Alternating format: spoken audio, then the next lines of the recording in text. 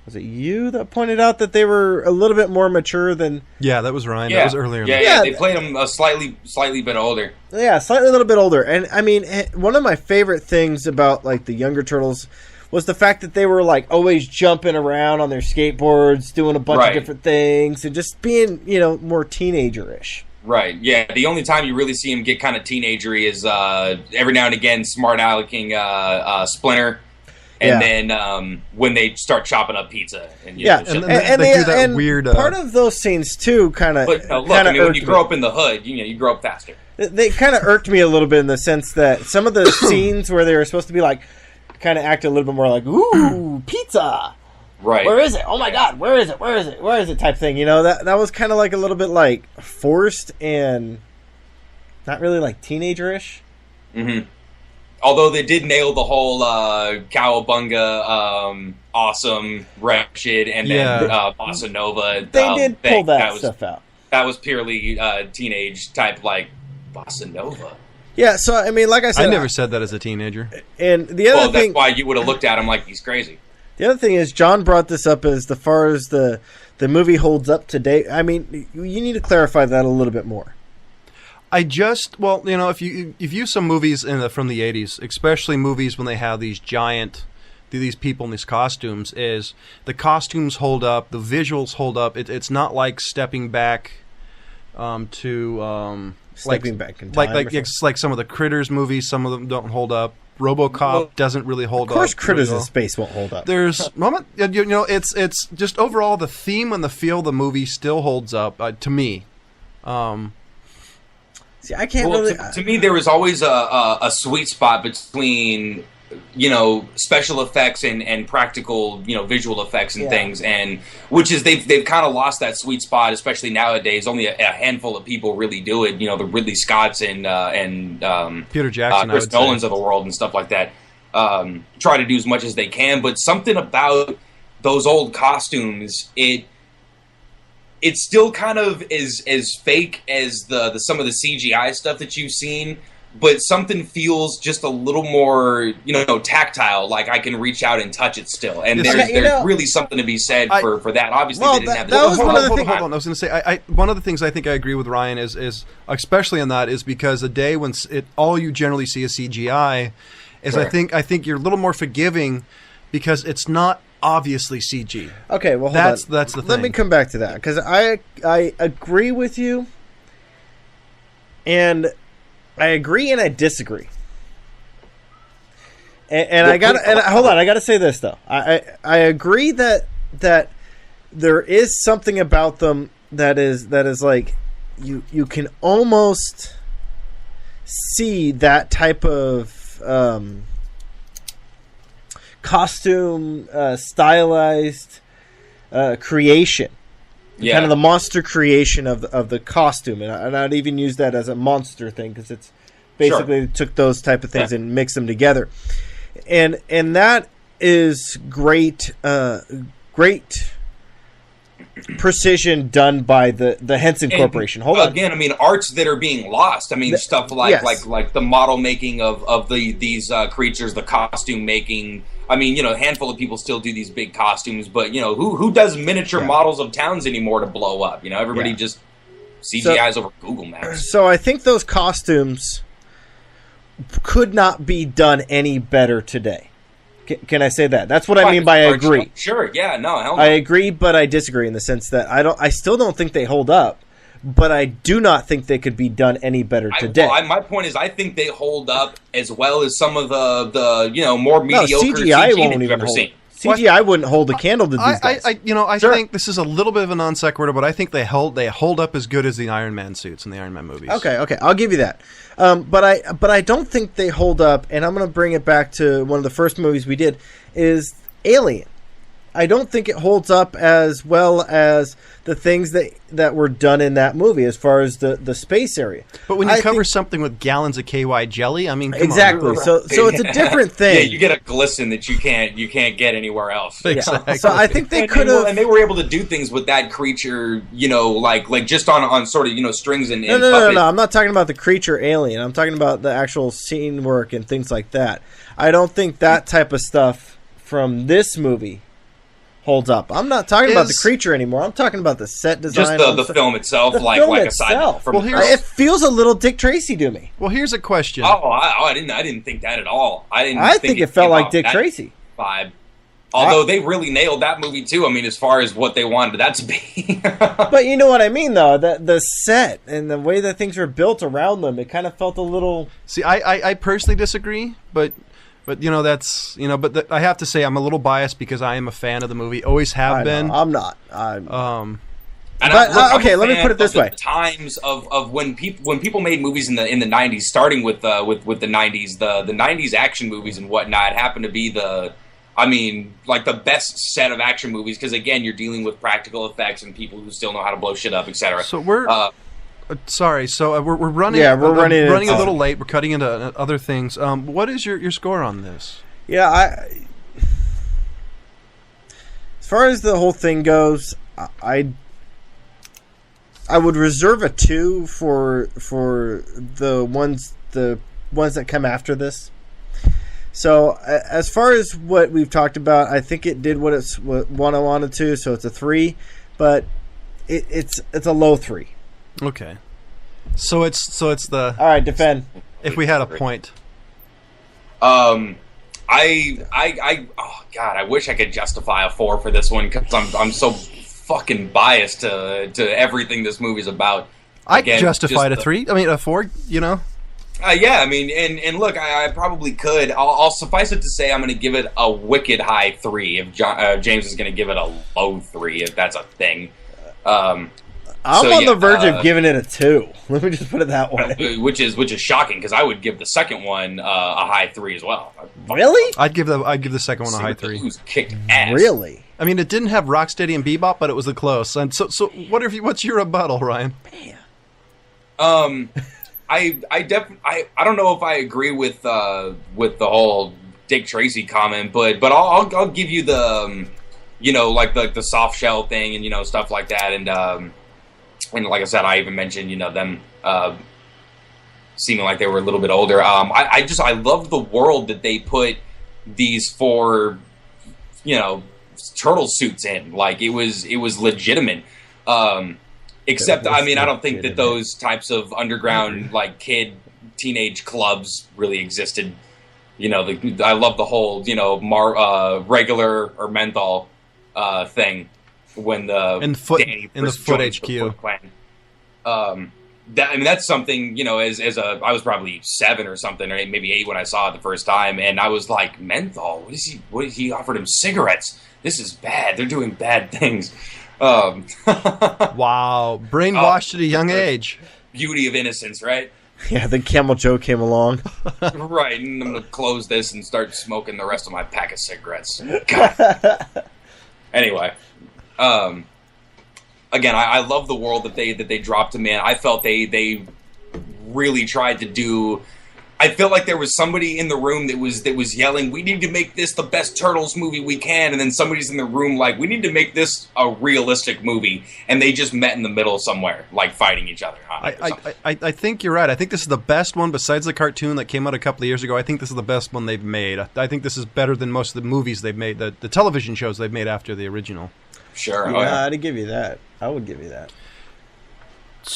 So you have more to your rebuttal, or because we're running a little late? One more quick thing is, I mean, this is definitely a repeat watch for me. I mean, it's just got all kinds of elements between all the awesome voices, good scenes, Casey Jones, relatively hot April, even though the hair was huge coming out of the 80s. But yeah. You're not talking about our armpits. Oh. So.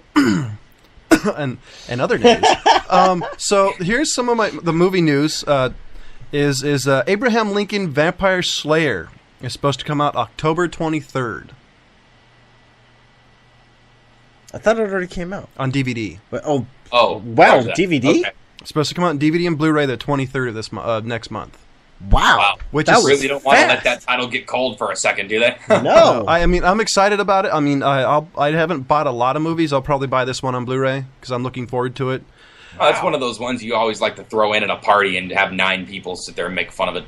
Yeah, I'm just kind of sitting there like I'm It's already out. I honestly, if they That's why I was released, like, what are you talking about? It's coming out again. in all honesty, they could re-release it again, and they'd probably still make money because how many people got a chance to see it? Yeah, no joke. The other one in kind of the Dear God department is Michael Bay will be back for Transformers 4 and possibly 5. So they're milking my childhood more and more and more. No, they're not milking it. They're stabbing it.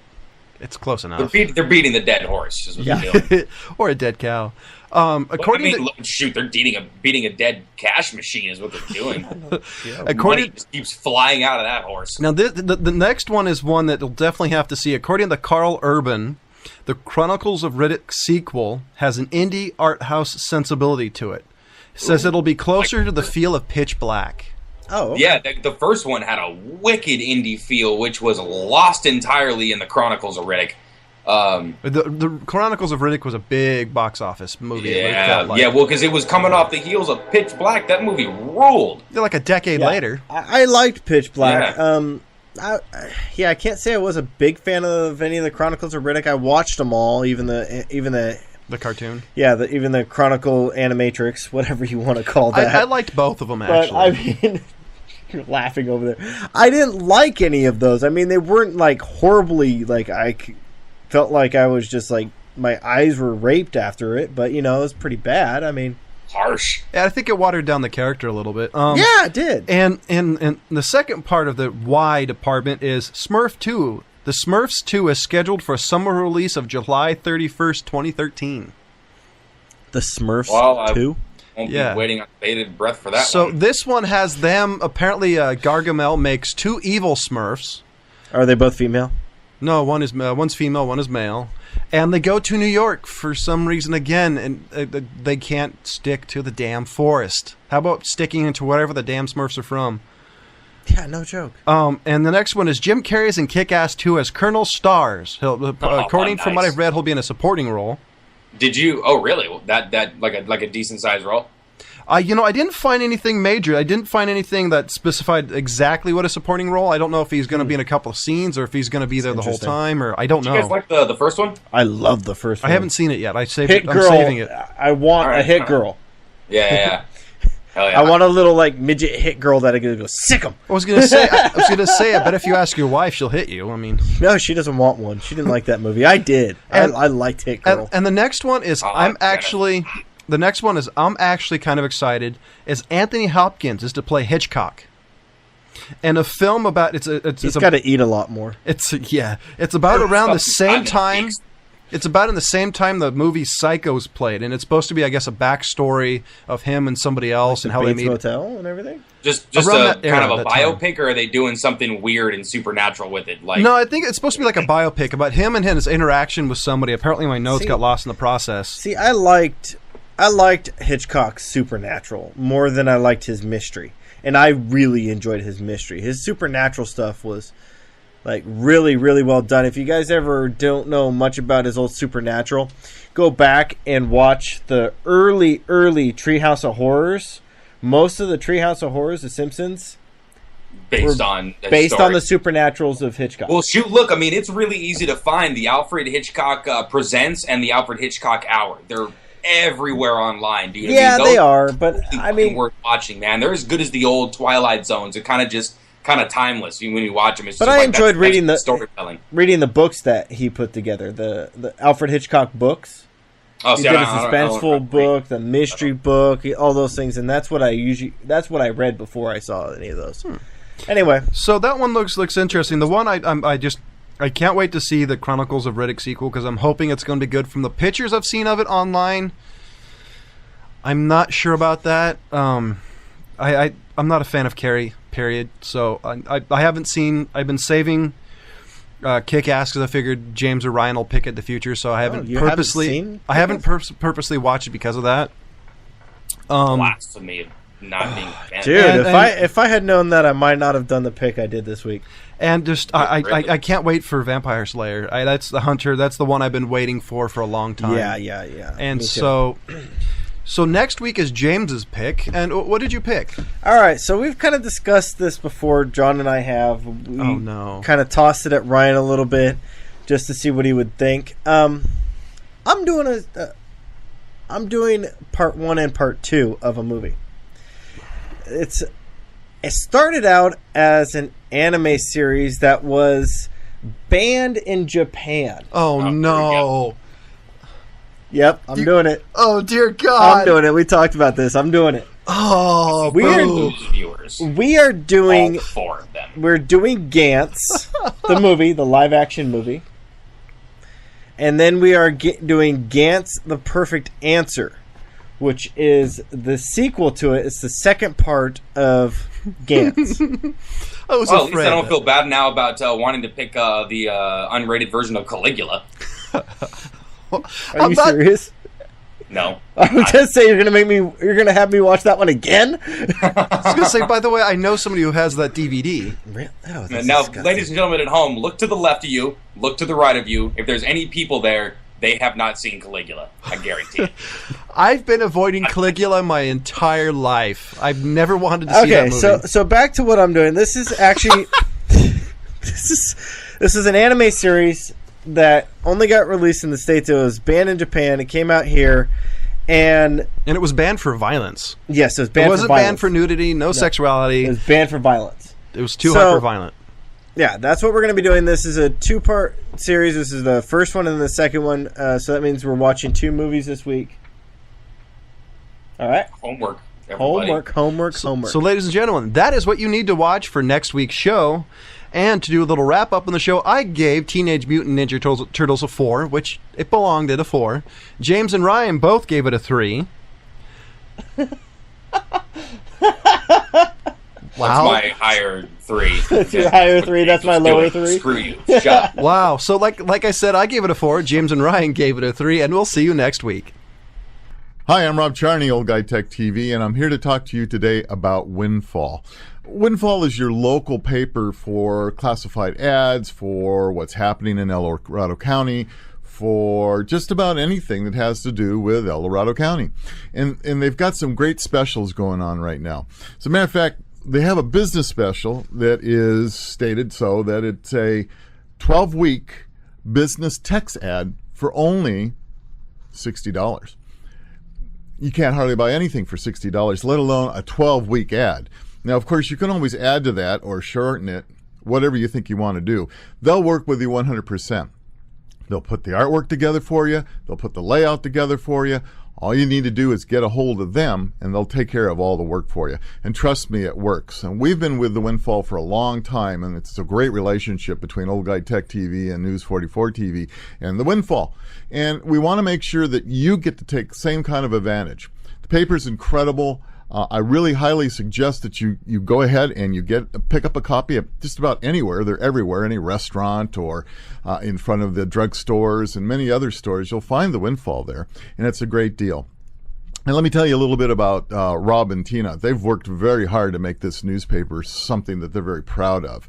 They've done it through the School of Hard Knocks. They're incredible people. They work really hard for you. They want to share their experiences for you. And I can't think of a better 2 people to really take advantage of this and make sure that you get your ad into their paper, because we sure like it. And I know a lot of others out there who like it as well. And one of the things is they decided that they wanted to move to a larger facility. They were cramped. If you ever saw their old office, there's barely any room for people to move. So they had an opportunity to move to a new location, still in Diamond Springs, and they have a open house. And that open house is September 26th, starting at 5 p.m. over here in Diamond Springs. And you know what? If you can come on by and just say hello, that would be great. Take advantage of some of the food and the music and the cars and some of the other stuff that's out there, and really enjoy yourself and have a great time. So I'm looking forward to it. Old Guy Tech TV will be there. Maybe we'll get a chance to talk to you. If you've got a business or you have a message you want to get out, you come and see us. We'll make sure that gets done. So don't forget, shop the Windfall. Everybody needs a windfall.